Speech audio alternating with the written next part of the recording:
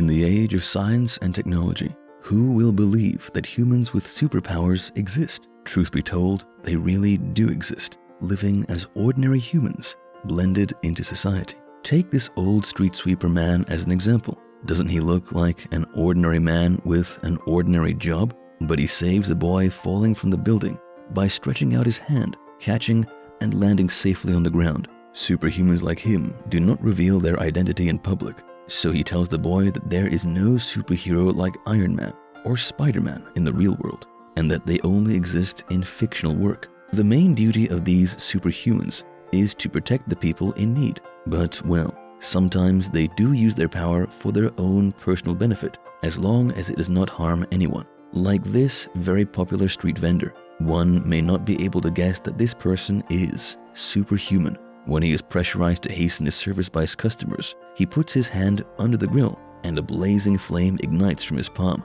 and that is his superpower. And there is also a girl who can generate electricity with her hands. And this security guard who is helping a woman to get the car out of the hole is also superhuman. He is Captain, and he can transform his hand into hard iron. And to manage superhumans, there is even an association set up for them by the government. The name of the association is Super Association, and its main purpose is to protect people. The superhumans under the association are to disguise themselves as ordinary people and are never to reveal their identities. This association is led by Wang, the old man with glasses who has supervision. Now, Wang is called Captain, the girl, and the vendor for the secret mission. Recently, many manhole cover smuggling groups are active in the area. Due to the high-quality manhole covers, they are coveted by many people from different parts of the world, so they are out to arrest these robbers. Next, a man in a mask comes out of a car and destroys the CCTV installed in the streets. Then, two more men come out of the car, carrying a briefcase and toolbox. They scan a manhole cover in the street and confirm it to be authentic. After a few tries, they successfully open the cover. All this is being witnessed by these four superhumans. Just when they are about to catch these robbers, Madiu comes and grabs the cover from the robbers. They are dumbfounded by his action. Madiu is a rookie superhuman who is supposed to join the association the next day. He has a special power, and that is his body fluid from sweat to his blood all act like a superglue. Every one of them uses their special power to fight against the robbers. Despite all the beating, that robber does not confess to whom they are selling the manhole cover. When the brawn does not work, they use the brain. The old Wang hypnotizes that robber into believing that he is his father. So the robber confesses that the manhole cover is being sold to Abraha Batir Bargheda, the leader of a terrorist organization in the Middle East. He even reveals that they are going to make a tank out of the cover to block the US armor-piercing projectile.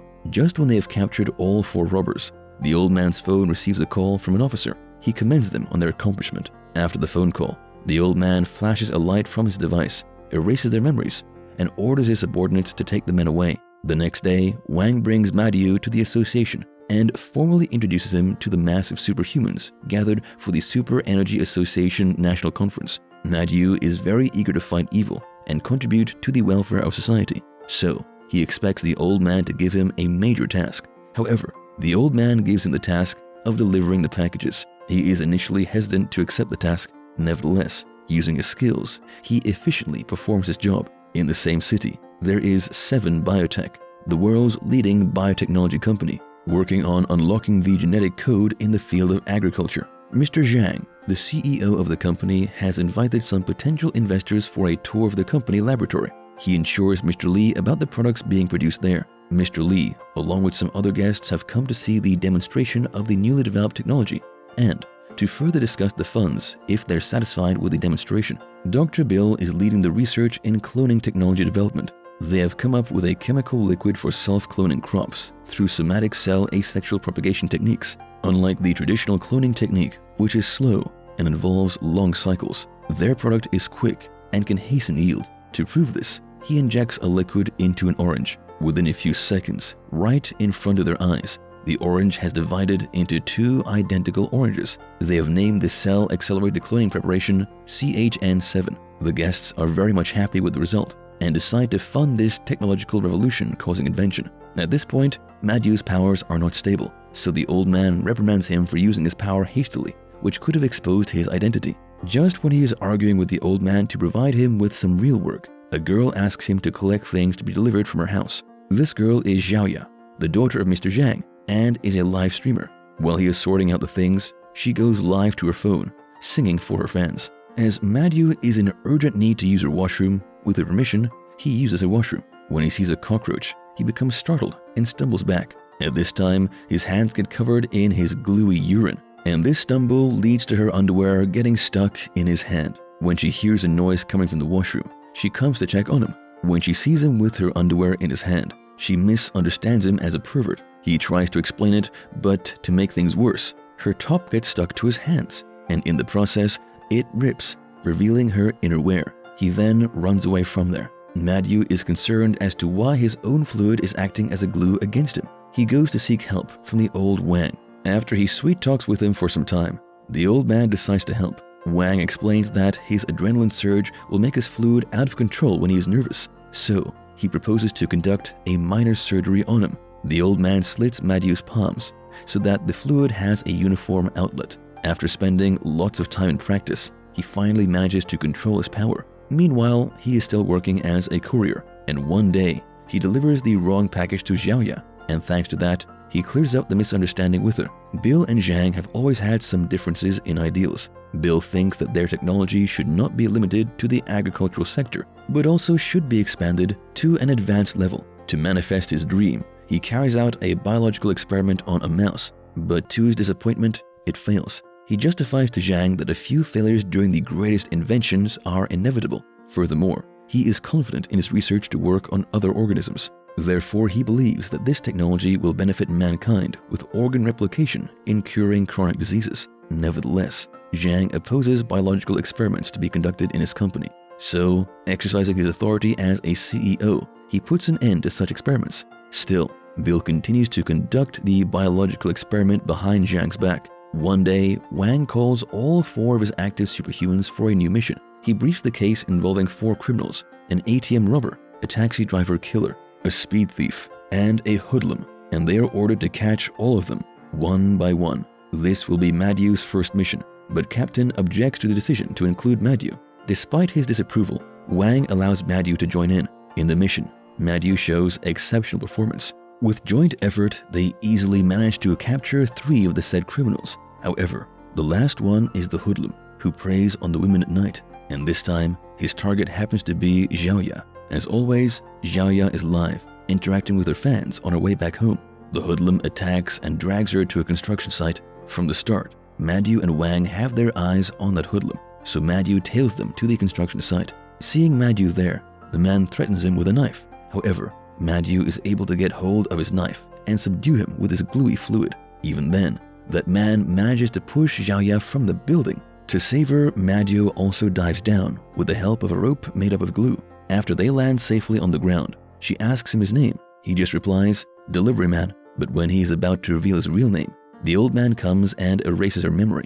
He rebukes him for almost revealing his identity. Later, Xiaoya reaches home with a hazy mind. She then receives a phone call from her friend, telling her to watch the news. Turning on the TV, she sees news of a superhero called Delivery Man saving a girl. By then, she starts remembering the earlier incident. Although the old man erases her memory, her live stream has now spread rapidly, and the existence of beings with superpowers is exposed to the world. After that day, people have shown much interest in superhumans. Meanwhile, the old man reprimands Madhu for letting his guard down. When the officer calls, the old Wang informs him that he takes responsibility and is ready to bear any punishment in place of his subordinate. But the response he hears from the other side is not quite what he has expected. Since the popularity of Madhu has skyrocketed and the reaction from the public is great, he is appointed as a spokesperson to promote positive energy. He is told to maintain his popularity, but at the same time, he is instructed never to take off his mask. In the following days, his schedule is packed with appearing in TV shows, shooting commercials for advertisements, and doing photo shoots and interviews. He is in the spotlight and is swamped by the media all the time. Now, he is getting tired of all these public stunts and wants to utilize his power in helping people. Nonetheless, there are people who want to make use of him for their own personal benefit. Captain is not so happy with the growing popularity of Madhu. He thinks that Madhu is disregarding their contribution and also is ruining the reputation of superheroes. He goes to the broadcasting station to find Madhu, where he is scheduled to record for a program. After a heated discussion, they end up in a brawl, and to stop Captain from talking, Madio squirts glue in his mouth. At the same time, Xiaoya, pretending to be Delivery Man's hairstylist, sneaks in and reaches the waiting room. As the door flings open, the two men standing behind the door collide with each other, resulting in their mouths to be pressed together. She misinterprets the scene in front of her and runs away. Holding Delivery Man's photo, she keeps on crying when Madio comes to comfort her. He tells her that Delivery Man and he are like brothers, and that he has sent them to her. He assures her that Delivery Man is a straight man who is into women, but she insists Delivery Man come and explain it in person. Meanwhile, Zhang finds Bill conducting the biological experiment. Despite his disapproval, he confronts Bill and terminates their collaboration right there. He even orders the liquids to be destroyed. Foreseeing this outcome, Bill has been well prepared on his side. 4 of the armed guards come into the lab. 2 of them grab hold of Zhang, while the other 2 tie his acquaintance on a chair. Bill then injects the liquid into his acquaintance to demonstrate his progress, but unfortunately, this time also, he faces failure. After learning about Bill's intention, he instructs the database to be locked. Bill resists injecting the liquid into Zhang that might possibly kill him. Since Zhang is unwilling to tell him the password to the database, he orders the guys to bring Xiaoya to threaten Zhang into giving up. Madio, dressed up as Delivery Man, has come to explain things to Xiaoya, only to find the disarrayed room and missing Xiaoya. Immediately, he calls Super Association for help. Wang locates Xiaoya to be in 7 Biotech and tells him to head there. He also dispatches other superhumans to the location. Seeing his daughter being dragged and on the verge of getting injected, Zhang discloses the password. But even after getting the password, Bill has no intention of letting her go. Just when he is about to stab her with the syringe, the Delivery Man appears and grabs the syringe. He single-handedly subdues the guards before 2 more armed guards come into the lab. At the same time, his backups arrive. Witnessing Supergirl destroy the computer, Bill escapes. Captain catches the fleeing Bill and lands a few punches with his iron hand. Seizing the slim opportunity, Bill manages to inject the liquid into him. As a defense mechanism, Captain's whole body turns into iron before the liquid could initiate the body-splitting phenomenon. This is the last scene Bill observes as Captain's single punch explodes his head. Nonetheless, the balance has been tilted as the Captain turns into an iron monster and rampages around the city. Madio and others come to stop him from causing havoc, but none of their powers seem to work on him. Then, Wang decides to call Captain's Taoist priest brother as their last resort.